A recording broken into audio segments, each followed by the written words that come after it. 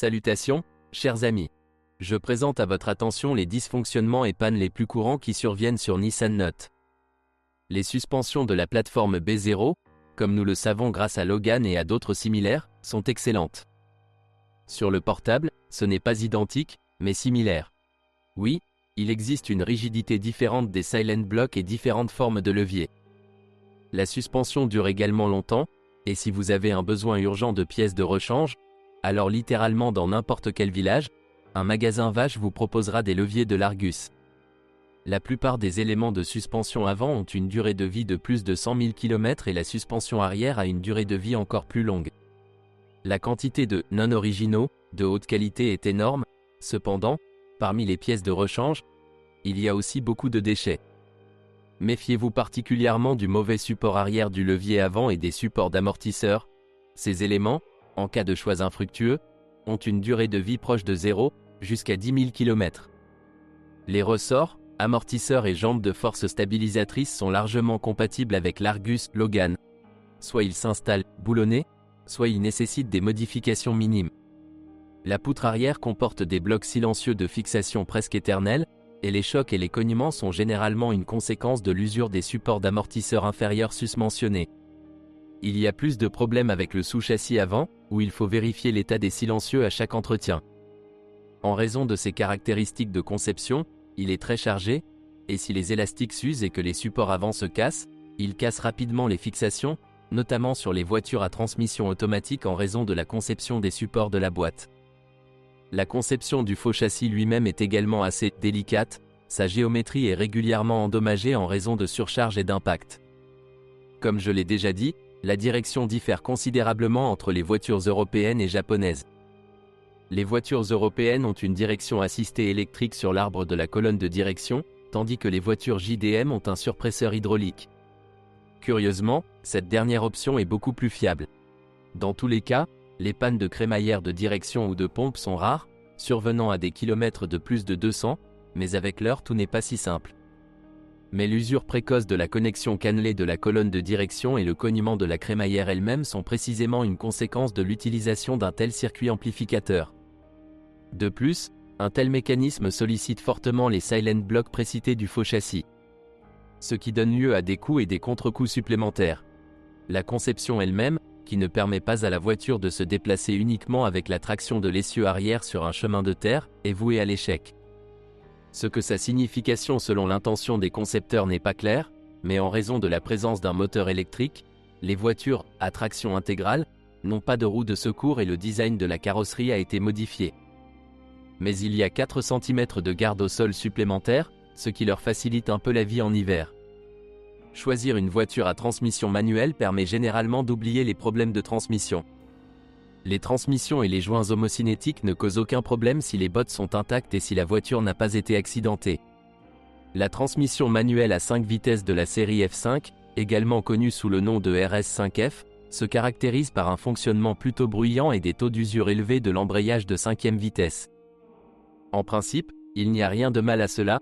L'embrayage est changé même sans retirer la boîte de la voiture et le bruit peut être traité avec succès en versant plus d'huile. Vous pouvez même passer à ATF-DX2, dans certains cas, cela aide. Un jeu longitudinal de l'arbre d'entrée apparaît également souvent, ce qui affecte là encore principalement le niveau sonore de la boîte de vitesse manuelle. Encore moins courant est le bourdonnement des roulements de l'arbre secondaire, et ce problème est déjà plus grave, il peut entraîner la panne du carter de la boîte de vitesse. Mais si le niveau d'huile n'a pas été manqué, les chances d'attraper une telle nuisance sont très faibles. Avec un entretien normal, des vidanges d'huile au moins une fois tous les 60 à 90 000 et aucune fuite, il y a de fortes chances que la boîte de vitesse survive à la voiture. Et si quelque chose frappe à l'intérieur, ne soyez pas paresseux, contactez le service pour démontage et diagnostic. Les transmissions automatiques sont toujours meilleures que les transmissions manuelles. La principale transmission automatique des voitures européennes est la Jatco RE4F03A, une boîte de vitesse à 4 vitesses presque éternelle, installée sur les Nissan depuis très longtemps. De plus, ils l'ont installée même avec un moteur 3.0, et un moteur 1.6 ou 1.5 sur une Note japonaise ne peut certainement pas l'endommager. Il n'y a presque rien à dire sur elle.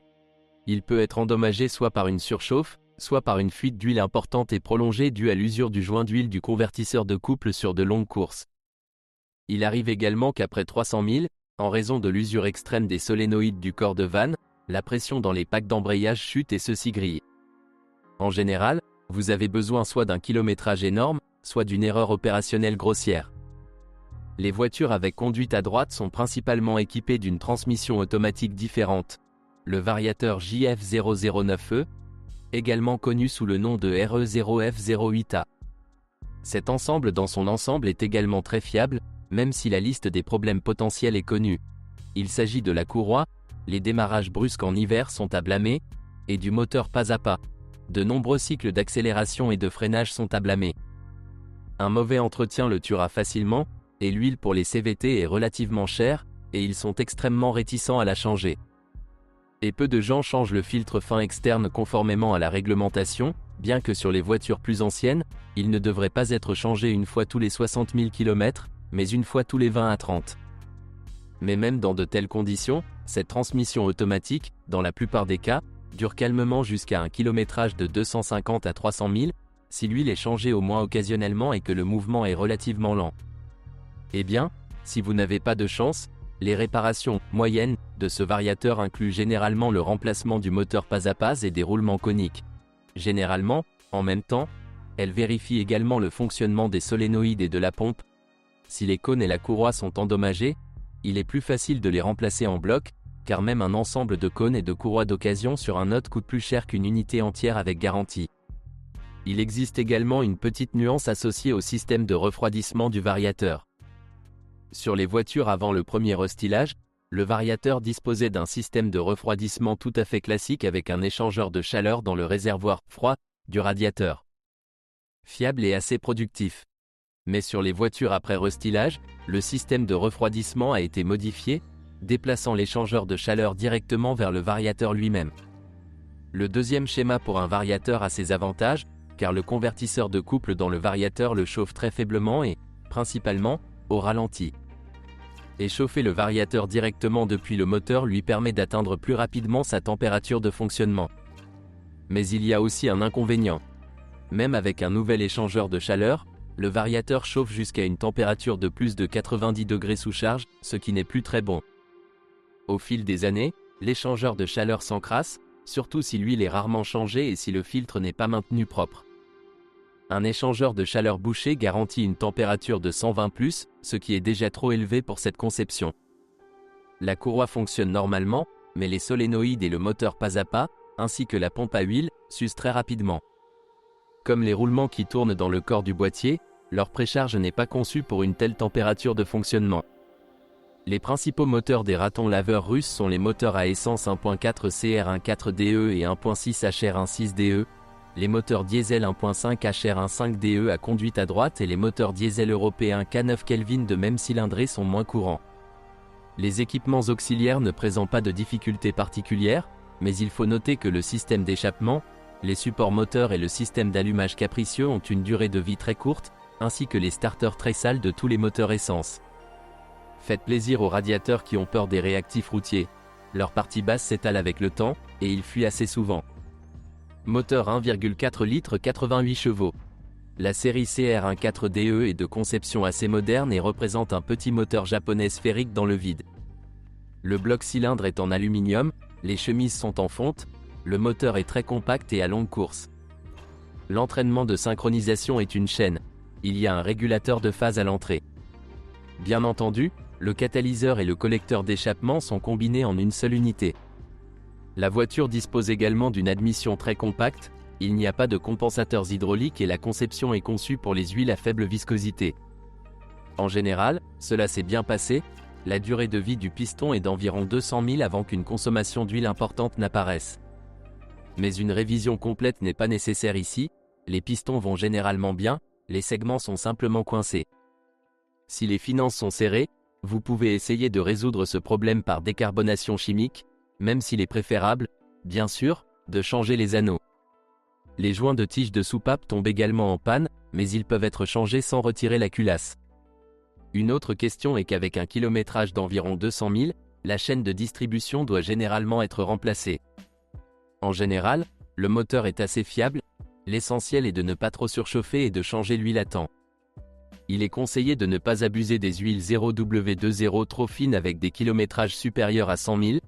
Le moteur fonctionne très bien sur 5W40 et 5W30. Il est préférable de changer l'huile fréquemment, tous les 7 à 8 000. Le réglage du jeu des soupapes est nécessaire tous les 80 à 100 000 km, mais sur ce moteur, il s'écarte rarement beaucoup de la norme et, en l'absence de signes évidents d'un mauvais réglage, vous pouvez retarder un peu cette opération. Les moteurs HR15DE et HR16DE ne diffèrent que par la course du piston, nous les examinerons donc ensemble. La conception est en tout point similaire à celle de la famille CR, mais le bloc est légèrement plus grand et le mécanisme d'admission et la pompe à huile sont différents.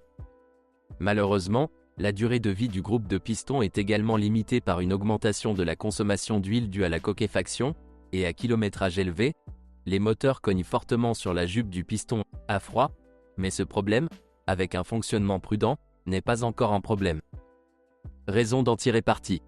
Mais la durée de vie de la chaîne de distribution et la nécessité d'ajuster systématiquement le jeu des soupapes sont frustrantes.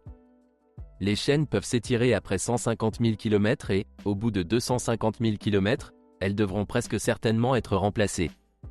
Le réglage des jeux s'effectue en sélectionnant des poussoirs très coûteux, et dans un centre de service où ces kits sont disponibles, et il doit être fait une fois tous les 60 000 si vous ne souhaitez pas également changer les arbres à cam. Normalement, un ajustement est nécessaire tous les 100 000, mais il s'agit clairement d'un chiffre surestimé.